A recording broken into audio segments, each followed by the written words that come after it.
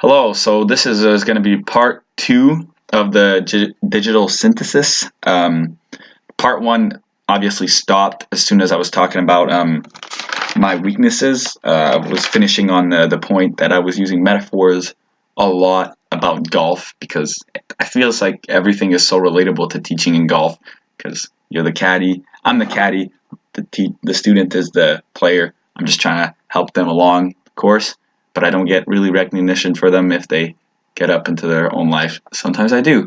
Caddies get 10% of the pay. Anyways, so that was pretty much it for my self-confidence evaluation of the digital synthesis.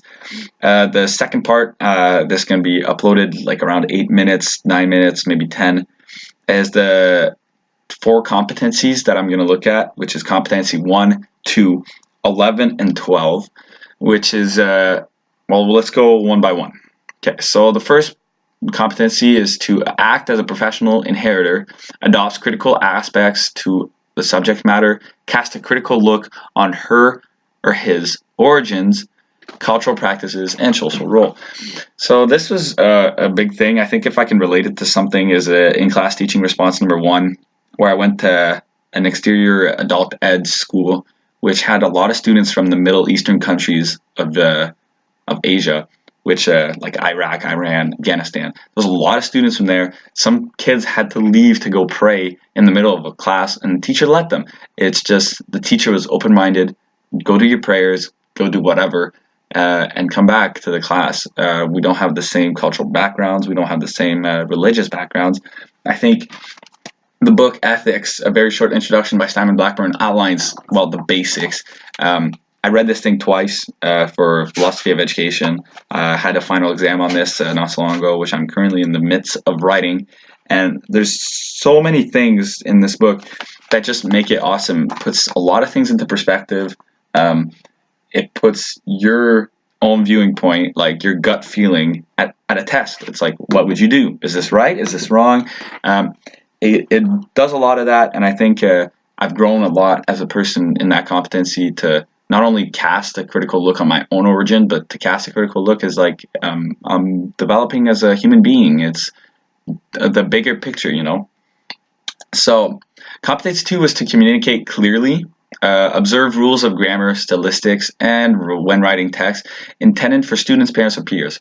So here I can easily relate to the EETC exams, which I did in early November. Yeah, November 3rd, I believe, where we had to write a letter to an organization to help you fund for your organization within the school, and then you had to write to the parents if they were willing to also donate or whatever. It was awesome to write that. It showed you another part of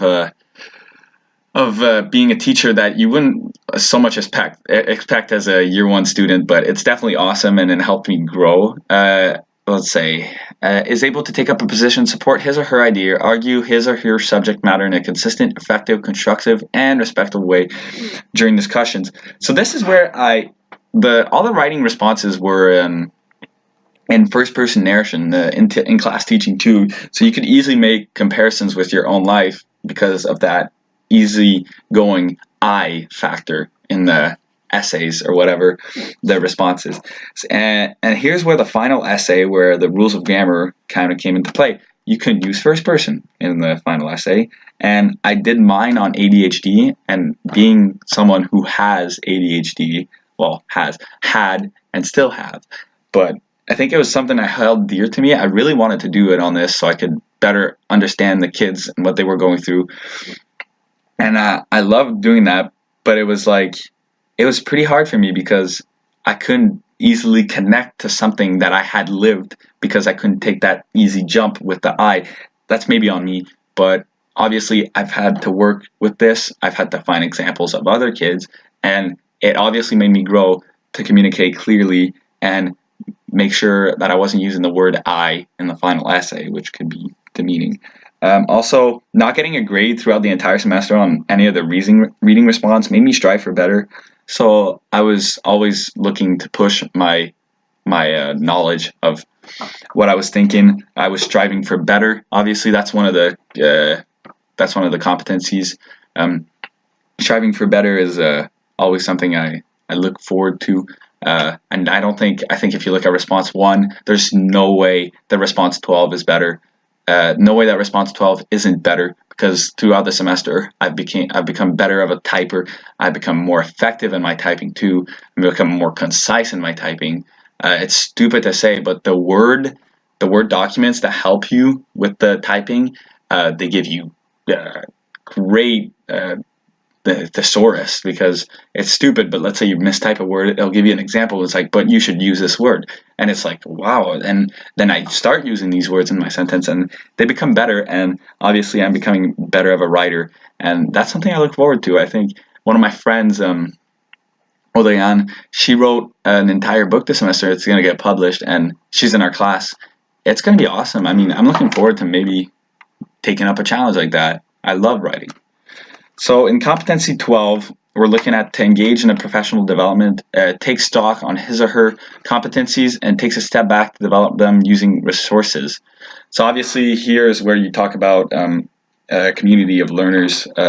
This is like chapter 7 in the book. I have it written here. We're all lifelong learners.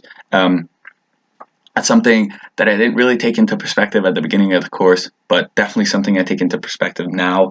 I'm still learning. Every time I go out on the field, I'm still learning. Even when I'm going to be a teacher, I'm still learning. There's obviously always someone that's going to be better than you. Sorry about that.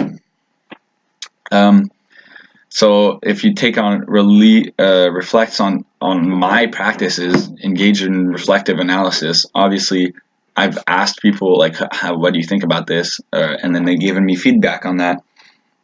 There's obviously learning from others and the teacher man aspect of it, when like the teacher isn't perfect. Frank McCourt's book is so genius.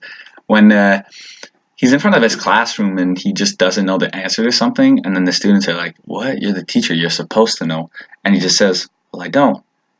I think that puts a lot into perspective, because that's how a teacher is still human, and there's so much more that there is to the job of teaching. You're not the center of the universe.